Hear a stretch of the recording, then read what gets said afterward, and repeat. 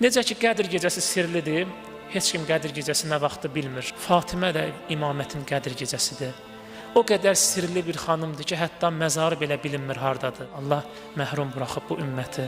Allah Teala çox böyük bir məqam, böyük bir üstünlük bəxş edib xanım Fatimə Zəhraya. Əlbəttə ki, biz onun məqamının ucalığını, böyüklüyünü dərk edə bilmərik. Alimlərdən biri çox gözəl dedi. Soruşdular ki, kimdir Fatimə? Dedi, Fatimə, Fatimədir. Bir kəlmə. Fatimə, Fatimədir. Yəni, Fatiməni heç kim dərk edə bilməz. Bir hədisdə buyurur ki, Allah Taala'nın Fatiməni Fatimə adlandırmasının səbəbi odur ki, Allah Taala xanım Fatiməni sevənləri cəhənnəmdən uzaqlaşdıracaq. Cəhənnəm odunu xanım Fatiməni sevənlərə haram qərar verəcək. Ümmü Əbiha deyərdi Həzrət Peyğəmbər ona. Deyərdi, ey atasının anası. Və nə zaman ki, otağa daxil oldu, ayaq üstə qalxardı. Çünki Peyğəmbər xanım Fatimənin məqamını, izzətini bilirdi. Bilirdi ki, bu xanım hansı məqama və izzətə sahibidir.